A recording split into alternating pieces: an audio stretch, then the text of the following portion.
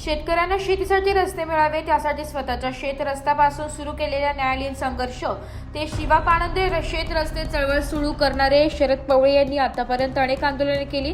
याच अनुषंगाने मुंबई विधान भवन व मंत्रालय येथे अधिवेशन सुरू असताना सोमवारी दिनांक 23 फेब्रुवारी 2026 रोजी आंदोलनाचा इशारा दिला होता, परंतु मुंबई पोलिसांनी यास मज्जाव केला। शासन निर्णयाच्या अंमलबजावणीसाठी मुंबई विधान भवनावरील शांततेच्या मार्गाने पुकारलेल्या आंदोलनाला रोखल्यामुळे सरकारसोबत चर्चा सुरू ठेवण्यासाठी राज्यातील शेतकऱ्यांना न्याय मिळेपर्यंत आझाद मैदानावर आंदोलन सुरूच ठेवण्याचा निर्णय महाराष्ट्र राज्य शिवा पाणंद शेत रस्ते चळवळीचे प्रणेते शरद पवळे यांनी शासन प्रशासनाचा इशारा दिला। यावेळी त्यांच्या समवेत शांताराम पाणमंद, सुरेश भुजबळ, विजय शेलार, अशोक जाधव, सोमनाथ कुंभारडे आदी पदाधिकारी उपस्थित होते। याबाबत विधान भवन, मंत्रालय व मरीन ड्राईव्ह पोलीस स्टेशन येथून आंदोलनकर्त्यांशी थेट संवाद साधलाय। आमचे प्रतिनिधी रवींद्र खुडे यांनी पाहूया। शेतकरी पुत्र म्हणून या ठिकाणी आंदोलन चाललेलं आहे। आझाद मैदानावरती तुम्हाला नेणार आहेत, विधान भवनावर तुम्हाला काय परवानगी दिली नाही, पोलिसांनी आता मरीन ड्राईव्ह पोलीस स्टेशन चालवले, काय सांगाल तुम्ही?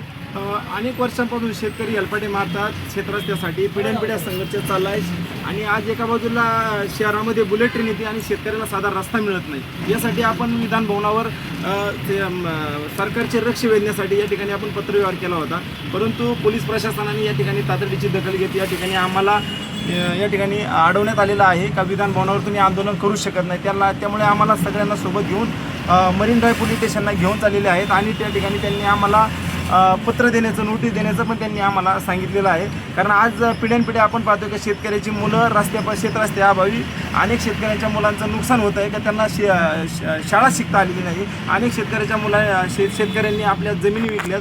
पोलीस प्रशासन असन, महसूल खात्यामध्ये अनेक शेतकरी हेलपाटे मारतात। पिकवलेला माल शेतकऱ्याला आज बाजारपेठेत पोहोचवता येत नाही, त्यामुळे राज्य सरकारने शासन निर्णय काढले, परंतु त्याची अंमलबजावणी होत नाही। राज्याचे मुख्यमंत्री देवेंद्रजी फडणवीस यांनी मुख्यमंत्री बळीराजा शासन योजना आणली, परंतु त्याची प्रत्यक्ष अंमलबजावणी होत नाही। छत्रपती महाराजांचं अभियान असेल, असे अनेक वेगवेगळ्या प्रकारचे अभियान फक्त कागदावर आपल्याला दिसत आहेत, परंतु प्रत्यक्ष अंमलबजावणी होताना दिसत नाही। शेतरस्त्यांचं सीमांकन व्हावं, त्याला दगडी नंबरी लावण्यात यावे आणि राज्यभरातले जेवढे बी शिवरस्ते असतील नकाशावरती प्रत्येक शेतकऱ्याला डांबरी रस्ता मिळाला पाहिजे। एखादी बुलेट ट्रेन जरी सरकारने थांबवली आणि शेतकऱ्यांना जर दर्जेदार रस्ते दिले तर शेतकरी ग्रामीण भागाचा या ठिकाणी विकास होईल, शेतकऱ्याच्या समृद्धीचा महामार्ग या ठिकाणी खुला होणार आहे।